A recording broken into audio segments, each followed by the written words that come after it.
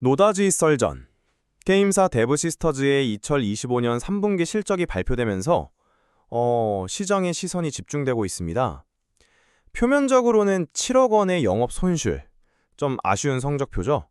하지만 저는 이 숫자를 둘러싼 논쟁이 훨씬 더 중요하다고 봅니다. 오늘 저희가 던지는 질문은 이겁니다.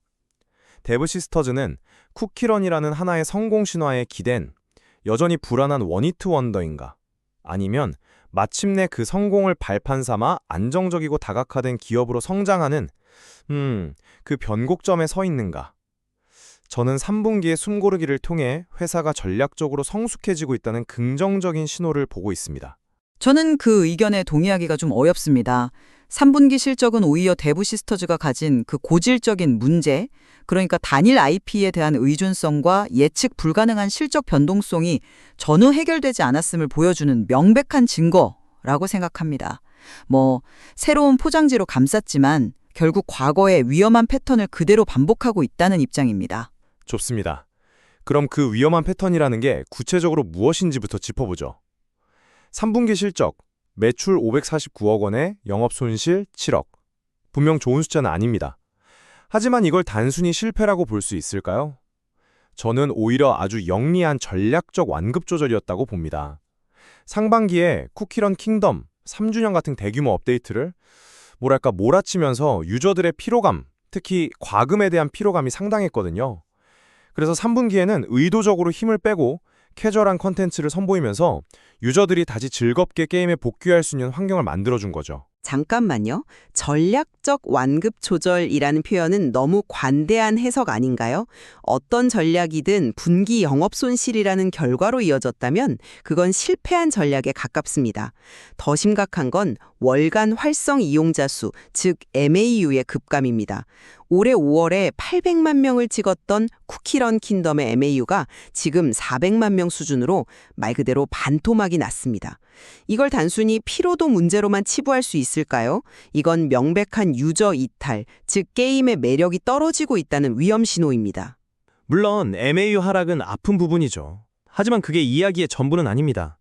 실제로 3분기 말인 9월에 새로운 서사 업데이트를 시작하자마자 유저 지표가 뚜렷한 회독세로 돌아섰고요. 쿠키런 5번 브레이크 역시 10월 9주년 업데이트를 기점으로 반등에 성공했습니다. 이건 3분기의 휴식이 4분기의 도약을 위한 성공적인 발판이 되었다는 증거죠. 라이브 서비스 게임에서 이런 파도 같은 흐름은 꽤 자연스러운 겁니다. 바로 그 파도 같은 흐름이 제가 지적하는 가장 큰 문제입니다. 이건 자연스러운 흐름이 아니라 저는 이걸 슈거러쉬, 그러니까 슈거러쉬 비즈니스 모델이라고 부르고 싶습니다. 매년 1분기에 초대형 업데이트라는 설탕을 잔뜩 주입해서 매출을 폭발시킨 뒤에 남은 2, 3, 4분기는 그 약발이 떨어지면서 서서히 꼬꾸라지는 패턴이 몇 년째 반복되고 있어요. 진짜 질문은 4분기에 반등할까가 아니라 데브시스터즈는 언제쯤 이 불안정한 외줄타기에서 벗어날 수 있을까 하는 겁니다. 이건 지속 가능한 성장 모델이 아니에요. 흥미로운 지적이네요. 하지만 바로 그 외줄타기에서 벗어나기 위한 노력들이 구체적인 성과를 내고 있다는 점을 봐야 합니다. 기존 게임의 자연스러운 수명 주기를 보완해줄 새로운 성장 엔진이 필요하다는 걸 회사도 알고 있었고 그 해답을 전혀 다른 곳에서 찾아냈죠. 바로 쿠키런 카드게임 TCG입니다. 아, 카드게임 이야기군요. 물론 성과는 인상적입니다. 인상적인 정도가 아니죠. 이건 정말 놀라운 성공 사례입니다. 다들 모바일 게임 시장만 쳐다보고 있을 때 이들은 역발상으로 오프라인 실물 카드 시장에 뛰어들었어요. 아마 시청자 여러분 중에서는 TCG, 즉 트레이딩 카드 게임이 생소한 분들도 계실 텐데 쉽게 말해 포켓몬 카드처럼 팬들이 카드를 모으고 교환하며 대결하는 완전히 다른 종류의 사업입니다. 그런데 이 사업이 전분기 대비 매출이 206%나 성장했고 특히 경쟁이 치열한 북미 시장에서는 기존 모바일 게임보다 마진율이 더 높게 나오고 있어요. 이건 단순한 부가 사업이 아니라 제2의 성장 동력으로 확실히 자리 잡았다는 신호입니다. 그 숫자의 이면을 좀 봐야죠. 카드게임 매출은 결국 2개월 주기로 출시되는 부스터팩에 따라 결정됩니다. 부스터팩은 새로운 카드가 들어있는 일종의 랜덤 카드팩인데 이게 나올 때마다 매출이 급증하는 구조죠. 3분기에는 7월과 9월 두 번이나 부스터팩이 출시됐으니 당연히 매출이 좋았겠죠. 하지만 4분기에는 11월에 단 한 번만 출시될 예정입니다. 그럼 아주 단순한 논리로 3분기보다 매출이 감소할 가능성이 크지 않겠습니까? 결국 이것도 모바일 게임 업데이트와 똑같은 겁니다. 업데이트 주기에 목을 매는 불안정한 구조를 그냥 종이로 옮겨놓은 것뿐이에요. 근본적인 해결책이 아니라는 말입니다. 저는 그렇게 보지 않습니다. TCG 사업은 이제 막 북미 유통망을 깔고 오프라인 이벤트를 통해 팬덤을 구축하는 정말 시작 단계입니다. 초기 변동성은 당연한 거고요. 중요한 건 장기적인 성장 기반을 다지고 있다는 점이죠. 그리고 더 나아가 내년 3월에 나올 신작 오븐 스매시야말로 데브 시스터즈의 미래를 바꿀 진짜 게임 체인저가 될 겁니다. 그 오븐 스매시가 오히려 가장 큰 불안 요소입니다. 성공을 어떻게 확신하시죠? 장르를 바꿨기 때문입니다. 기존 쿠키런 게임의 주 이용자층은 20에서 30대 여성이었다면 오븐 스매시는 실시간 배틀 액션 장르를 통해 10대부터 30대 남성 유저라는 완전히 새로운 시장을 공략합니다. 이건 쿠키런이라는 IP의 세계관을 확장하고 팬덤의 외연을 넓히려는 정말 대담하고 전략적인 시도예요. 성공한다면 데브 시스터즈는 지금과는 비교도 안 될 정도로 큰 시장을 갖게 되는 겁니다. 대담한 시도라는 점은 인정합니다. 하지만 대담한 만큼 위험도 크죠. 첫째, 오븐 스매시는 이미 출시일이 올해에서 내년 3월로 한 차례 연기됐습니다. 개발 과정이 순탄치 않다는 신호일 수 있죠. 둘째, 기존 핵심 팬층과 전혀 다른 유저층을 공략하는 건 양날의 검입니다. 자칫하면 기존 팬들에게는 이건 우리가 알던 쿠키런이 아니야 라는 이질감을 주고 신규 남성 유저들을 끌어오는데도 실패하는 최악의 결과가 나올 수 있어요. 잊지 말아야 할 건 데브 시스터즈는 과거에도 IP 확장을 시도했다가 뚜렷한 성과 없이 구조조정을 겪고 잘하는 것에 집중하겠다며 돌아온 전례가 있다는 겁니다. 이게 과연 새로운 도전일까요? 아니면 과거의 실수를 반복하는 과정일까요? 과거의 경험이 있었기에 오히려 지금 더 잘할 수 있는 겁니다. 그때는 무분별한 확장이었지만 지금은 쿠키런이라는 강력한 IP를 기반으로 오븐 스매시 외에도 캐주얼 RPG, 프로젝트 CC, 쿠키런 세계관의 집대성, 프로젝트 N까지 체계적인 파이프라인을 준비하고 있잖아요. 이런 도전을 뒷받침할 재무 관리 능력도 증명됐고요. 3분기 실적에서 가장 놀라웠던 부분인데 직원은 2분기 784명에서 3분기 843명으로 60명 가까이 늘었는데 인건비는 오히려 8% 감소한 15억 8천억 원을 기록했습니다. 이걸 보면 회사가 얼마나 살림을 잘하는지 알 수 있죠. 죄송하지만 그 주장은 사실을 왜곡하는 겁니다. 그 비용 감소는 효율적인 경영의 결과가 아니라 일시적인 착시 효과에 가깝습니다. 회사 측에서도 인정한 부분인데 3분기 인건비가 줄어든 건 2분기에 일부 임원들이 퇴직하면서 지급됐던 일회성 퇴직금이 사라지면서 생긴 이른바 기저효과 때문입니다.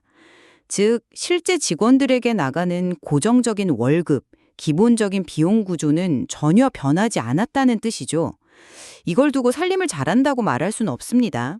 기저효과를 감안하더라도 광고 선전비를 업데이트 볼륨에 맞춰 62%나 줄인 건 사실입니다.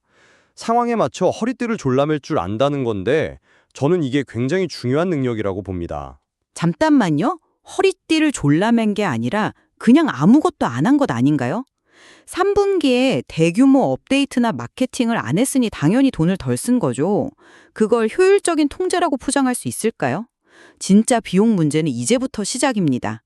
회사에서도 연말까지 신작 개발 인력을 계속 채용할 거라고 밝혔으니 인건비는 다시 늘어날 게 분명하고 4분기 연말 이벤트와 내년 1분기 킹덤 5주년 그리고 오븐 스매시 출시가 맞물리면 마케팅 비용은 올해 4분기보다 훨씬 큰 폭으로 폭증할 겁니다.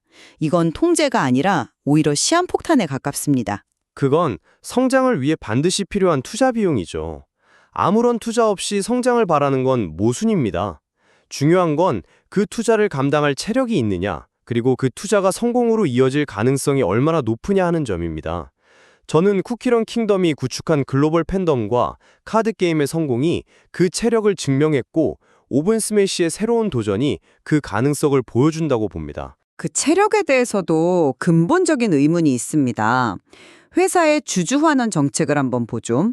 연간 영업이익이 200억 원을 넘을 경우 그 이익의 10% 수준을 배당하겠다고 합니다. 시장 기준으로 보면 이건 매우 보수적인, 어찌 보면 소극적인 정책입니다. 저는 이게 회사가 스스로 미래 현금 흐름에 대해 큰 자신감을 갖지 못하고 있다는 강력한 신호라고 해석합니다. 정말 미래 성장에 대한 확신이 있다면 조금 더 공격적으로 주주들에게 이익을 환원하겠다는 약속을 할 수 있지 않을까요? 결국 모든 지표가 아직은 안심할 단계가 아니다라는 한 방향을 가리키고 있습니다. 어느덧 마무리할 시간이네요. 제 입장을 정리하겠습니다. 대부시스터즈는 3분기의 전략적 조정을 통해 내실을 다지고 더 큰 도약을 준비하고 있습니다. 4분기부터 시작될 주력 게임들의 반등, 이미 새로운 수익원으로 자리 잡은 카드게임 사업, 그리고 내년 오븐 스매시라는 새로운 성장 동력까지. 저는 이 회사가 원히트 원더라는 꼬리표를 떼고 한 단계 진화하는 중요한 길목에 서 있다고 믿습니다. 저는 여전히 쿠키런이라는 단일 IP와 특정 업데이트 주기에 회사의 운명이 걸려 있다는 근본적인 리스크는 별하지 않았다고 봅니다. 주력 게임의 이용자 감소 추세와 앞으로 눈덩이처럼 불어날 비용 부담, 그리고 성공이 불확실한 신작까지 아직 샴페인을 터뜨리기에는 너무 이르며 섣부른 낙관은 경계해야 할 때입니다. 네, 대부시스터즈가 중요한 기호에 서 있는 것은 분명해 보입니다.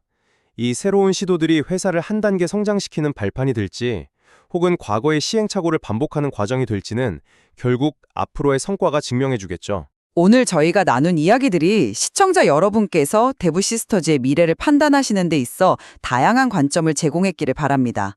앞으로의 행보를 계속해서 흥미롭게 지켜볼 필요가 있겠습니다.